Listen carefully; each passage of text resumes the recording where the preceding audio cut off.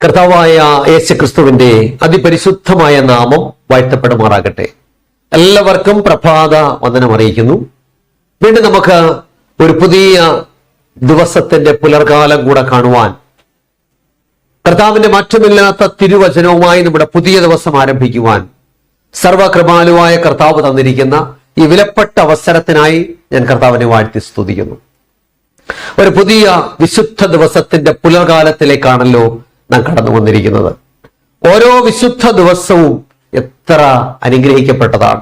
കാരണം വിശുദ്ധ ദിവസത്തെ നാം വിശുദ്ധമായി സൂക്ഷിക്കുമ്പോൾ, നാം ദൈവത്തെ ആരാധിക്കുമ്പോൾ, വിശുദ്ധ ദിവസത്തിന്റെ അനുഗ്രഹത്താൽ ദൈവം നമ്മെ നിറയും. നമുക്കെല്ലാവർക്കും ഇന്നത്തെ വിശുദ്ധ ദിവസം അപ്രകാരമാകട്ടെ എന്ന് ഞാൻ പ്രാർത്ഥിക്കുകയാണ്. ഇന്നത്തെ നമ്മുടെ പ്രഭാത മനയുടെ ചിന്താവിഷയം ദൈവത്തിന് പ്രസാദമുള്ള ആരാധന എന്നുള്ളതാണ്. ദൈവത്തിന് പ്രസാദമുള്ള ആരാധന. ചിന്തയ്ക്ക് ആധാരമായി തിരഞ്ഞെടുത്തിരിക്കുന്ന വേദഭാഗം ഉൽപ്പത്തി പുസ്തകം 4-ാം അധ്യായം അതിന്റെ 3-ാമത്തെ വാക്യമാണ്. ഉൽപ്പത്തി പുസ്തകം 4-ാം അധ്യായം 3-ാമത്തെ വാക്യം. യഹോവ ഹാബലിലും അവന്റെ വഴിപാടിലും പ്രസാദിച്ചു. വളരെ സുപ്രധാനമായൊരു വാക്യമാണ്. യഹോവ ഹാബലിലും അവന്റെ വഴിപാടിലും പ്രസാദിച്ചു.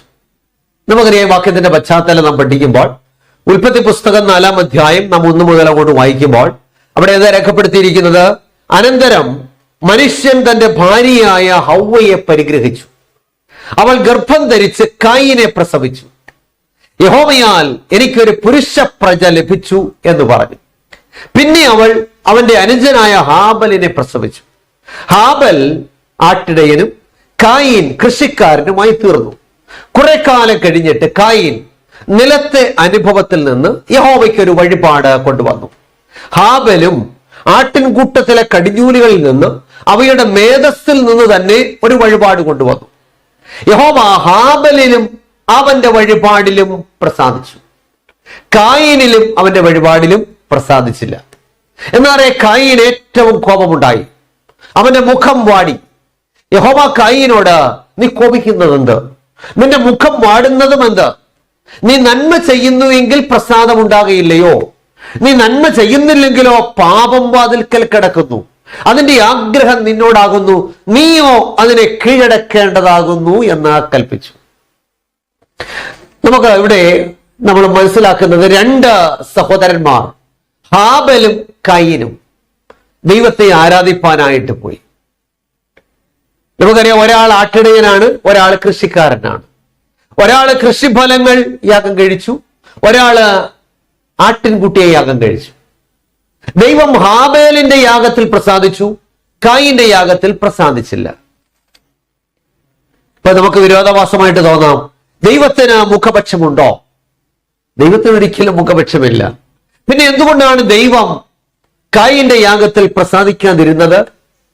അതിന്റെ കാരണം ദൈവവചനം നാം പഠിക്കുമ്പോൾ ദൈവത്തിന്റെ വചനത്തിന് ആരാധനയ്ക്കൊരു വ്യവസ്ഥയുണ്ട്. ദൈവത്തിന് സ്തോത്രം. വ്യവസ്ഥ തെറ്റിച്ചുള്ള ആരാധനയിൽ ദൈവം പ്രസാദിക്കുന്നില്ല. അപ്പൊ നാം ദൈവത്തെ ആരാധിക്കുമ്പോൾ നമുക്ക് തോന്നിയതുപോലെ ദൈവത്തെ ആരാധിക്കാൻ പറ്റത്തില്ല. പിന്നെയോ ദൈവത്തിന്റെ മാറ്റമില്ലാത്ത തിരുവചനം എന്ത് വ്യവസ്ഥയാണോ ആരാധനയ്ക്കായി തന്നിരിക്കുന്നത്, ആ വ്യവസ്ഥ പ്രകാരം ആരാധിക്കണം. ദൈവത്തിന് സ്തോത്രം. അപ്പൊ ദൈവത്തിന്റെ വചനത്തിന്റെ വ്യവസ്ഥ കൃഷിഫലങ്ങൾ യാഗം കഴിക്കണമെന്നല്ല, പിന്നെയോ മൃഗങ്ങളെ യാഗം കഴിക്കണമെന്നാണ്. ആ വ്യവസ്ഥ കായിൻ ലംഘിച്ചത് കൊണ്ടാണ് കായിന്റെ യാഗത്തിൽ ദൈവം പ്രസാദിക്കാതിരുന്നത്. പ്രിയമുള്ളവരെ, ഇന്ന് വിശുദ്ധ ദിവസമാണല്ലോ. ലോകത്തിൽ ഇന്ന് വിശുദ്ധ ദിവസമായി ദൈവത്തെ ആരാധിക്കുന്ന ഒരു വിഭാഗം ജനമുണ്ട്. നാളെ വിശുദ്ധ ദിവസമായിട്ട് ആരാധിക്കുന്ന മറ്റൊരു വിഭാഗമുണ്ട്. വെള്ളിയാഴ്ച വിശുദ്ധ ദിവസമായി ആരാധിക്കുന്ന വേറെ വിഭാഗമുണ്ട്. അങ്ങനെ പല വിഭാഗക്കാർ ലോകത്തിലുണ്ട്. എന്നാൽ ഇതെല്ലാം ശരിയായ ആരാധനകളാണോ? ശരിയായ ആരാധന എന്ന് പറയുന്നത് ദൈവവചനത്തിന്റെ വ്യവസ്ഥ പ്രകാരമുള്ള ആരാധനയാണ്. ആ ആരാധനയിലാണ് ദൈവം പ്രസാദിക്കുന്നത്. അപ്പൊ ദൈവം നമ്മുടെ ആരാധനയിൽ പ്രസാദിക്കണമെങ്കിൽ ദൈവവചനത്തിന്റെ വ്യവസ്ഥ പ്രകാരം ദൈവത്തെ ആരാധിക്കണം. അപ്പൊ ദൈവവചനത്തിന്റെ വ്യവസ്ഥ പ്രകാരം ദൈവത്തെ ആരാധിക്കുവാൻ ദൈവം ഒരു വിശുദ്ധ ദിവസത്തെ മനുഷ്യവർഗത്തിന് നൽകിയിട്ടുണ്ട്. നാം ഉൽപ്പത്തി പുസ്തകം 2-ാം അധ്യായം 1, 2, 3 വാക്യങ്ങൾ വായിക്കുമ്പോൾ അവിടെ ഇങ്ങനെ വായിക്കുന്നു: ഇങ്ങനെ ആകാശവും ഭൂമിയും അവയിലുള്ള ചരാചരങ്ങളൊക്കെയും തികഞ്ഞു. താൻ ചെയ്ത പ്രവൃത്തിയൊക്കെയും ദൈവം തീർത്ത ശേഷം താൻ ചെയ്ത സകല പ്രവൃത്തിയിൽ നിന്നും 7-ാം ദിവസം നിവർത്തനായി. താൻ സൃഷ്ടിച്ചുണ്ടാക്കിയ സകല പ്രവൃത്തിയിൽ നിന്നും അന്ന് നിവർത്തനായതുകൊണ്ട് ദൈവം 7-ാം ദിവസത്തെ അനുഗ്രഹിച്ച് ശുദ്ധീകരിച്ചു. അപ്പൊ തിരുവചനം പഠിക്കുമ്പോൾ ലോകത്തിന്റെ ഉൽപ്പത്തിയിൽ തന്നെ ദൈവം ആഴ്ചവട്ടത്തിന്റെ 7-ാം ദിവസത്തെ അനുഗ്രഹിച്ച് ശുദ്ധീകരിച്ചു. എന്തിനാണ് അനുഗ്രഹിച്ച് ശുദ്ധീകരിച്ചത്? ലേവ്യപുസ്തകം 23-ാം അധ്യായം 3-ാമത്തെ വാക്യത്തിൽ ഇങ്ങനെ വായിക്കുന്നു: 6 ദിവസം വേല ചെയ്യണം, 7-ാം ദിവസം നിങ്ങൾക്ക് വിശുദ്ധ സഭായോഗം കൂടേണ്ടുന്ന സ്വസ്ഥതയ്ക്കുള്ള ശബത്ത്. അപ്പൊ 6 ദിവസം നമ്മൾ അധ്വാനിക്കുക, 7-ാം ദിവസം സഭായോഗം, വിശുദ്ധ സഭായോഗം കൂടേണ്ടുന്ന സ്വസ്ഥതയ്ക്കുള്ള ശബത്ത്. അപ്പൊ ആളുകൾ പറയും എല്ലാ ദിവസവും ആരാധിക്കാമല്ലോ, എല്ലാ ദിവസവും ആരാധിച്ച് ഒരു കുഴപ്പമില്ല. പക്ഷെ വിശുദ്ധ സഭായോഗം കൂടി ദൈവത്തെ ആരാധിക്കേണ്ടത് ആഴ്ചവട്ടത്തിന്റെ 7-ാം ദിവസമായ ശനിയാഴ്ചയായ വിശുദ്ധ ശബത്തിലാണ്. അപ്പൊ ദൈവം നമ്മുടെ യാഗത്തിൽ, നമ്മുടെ ആരാധനയിൽ പ്രസാദിക്കണമെങ്കിൽ നാം ദൈവവചനത്തിന്റെ വ്യവസ്ഥ പ്രകാരം ആരാധിക്കണം. തന്നെയുമല്ല, നമ്മെ തന്നെ ദൈവത്തിന് പ്രസാദമുള്ള യാഗമായി നാം സമർപ്പിക്കുകയും വേണം. ദൈവത്തിന് സ്തോത്രം. ഇന്ന് ഈ വിശുദ്ധ ദിവസത്തിന്റെ നല്ല പ്രഭാതത്തിൽ പ്രിയമുള്ളവരെ, കായീനും ഹാബേലും ആരാധിച്ചു.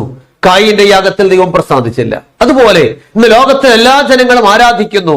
ഒരു വിഭാഗം തെറ്റായ ആരാധനയിലൂടെ കടന്നു പോകുമ്പോൾ മറുവിഭാഗം ശരിയായ ആരാധനയിലൂടെ കടന്നു പോകുന്നു. അപ്പൊ ശരിയായ ആരാധനക്കാരന്റെ ആരാധനയിൽ മാത്രമേ ദൈവം പ്രസാദിക്കത്തുള്ളൂ. അതുകൊണ്ട് നമുക്ക് ചിന്തിക്കാം, നാം എങ്ങനെയുള്ള ആരാധനക്കാരാണ്?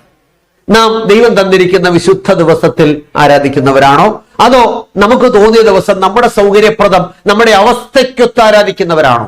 വ്യവസ്ഥ പ്രകാരം ദൈവത്തെ ആരാധിക്കുവാൻ ദൈവത്തിന്റെ വചനം നമ്മോട് ആഹ്വാനം ചെയ്യുകയാണ്. അതുകൊണ്ട് നല്ല പ്രഭാതത്തില് നമുക്ക് നല്ല തീരുമാനമെടുക്കാം. കർത്താവേ, വചനത്തിന്റെ വ്യവസ്ഥ പ്രകാരം അവിടുത്തെ ആരാധിപ്പാൻ എന്നെ ഇതാ സമർപ്പിക്കുന്നു.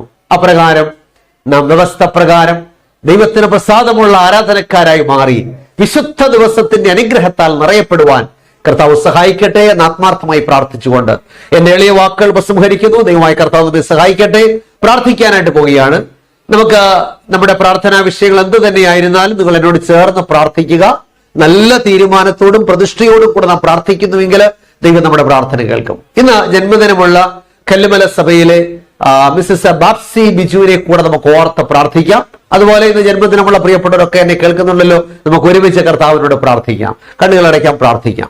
അടിയങ്ങളെ ആഴമായി സ്നേഹിക്കുന്ന ഞങ്ങളുടെ നല്ല ദൈവമേ, സ്വർഗ്ഗസ്ഥ പിതാവേ, ഈ വിശുദ്ധ ദിവസത്തിന്റെ നല്ല പ്രഭാതത്തിനായിട്ട് നന്ദിയോടെ സ്തോത്രം. ഇന്ന് നിങ്ങളെ കേൾപ്പിച്ച മാറ്റമില്ലാത്ത തിരുവചനത്തിനായിട്ട് സ്തോത്രം. കർത്താവേ, ദൈവവചന പ്രകാരം ആമേൻ ദൈവത്തിന് പ്രസാദമുള്ള ആരാധനക്കാരായി അടിയങ്ങൾ മാറുവാൻ അടിയങ്ങളെ സഹായിക്കണമേ. വചനത്തിന്റെ വ്യവസ്ഥ പ്രകാരം ആരാധിച്ച്, ദൈവവചനത്തിന്റെ വ്യവസ്ഥ പ്രകാരം ദൈവത്തെ സ്തുതിച്ച്, കർത്താവേ ആമേൻ വിശുദ്ധ ദിവസത്തിന്റെ അനുഗ്രഹത്താൽ നിറയപ്പെടുവാൻ ഈ നല്ല പകൽക്കാലം കർത്താവ് അടിയങ്ങളെ സഹായിക്കണമെന്ന് പ്രാർത്ഥിക്കുന്നു. ചിലർ ചെയ്യുന്നത് പോലെ അടിയങ്ങളുടെ സഭായോഗങ്ങളെ ഉപേക്ഷിക്കാതെ ആമേൻ എല്ലാ വിശുദ്ധ ദിവസത്തിലെ ദൈവത്തെ ആരാധിപ്പാനുള്ള കൃപ കർത്താവ് നൽകണമെന്ന് പ്രാർത്ഥിക്കുന്നു. വചനം കേട്ട എല്ലാ പ്രിയപ്പെട്ടവരെയും കർത്താവ് അനുഗ്രഹിക്കണമേ. രോഗത്തിലും ഭാരത്തിലും മറ്റു പ്രയാസങ്ങളിലും മാനസികമായ സംഘർഷങ്ങളിലൊക്കെ ഇരിക്കുന്ന എല്ലാ പ്രിയപ്പെട്ടവരോടും എന്റെ കർത്താവ് മനസ്സലിയണമേ എന്ന് പ്രാർത്ഥിക്കുന്നു. കർത്താവെ, രോഗികളായിട്ട് ഭാരപ്പെടുന്നവരോട് കരുണ കാണിക്കണമേ.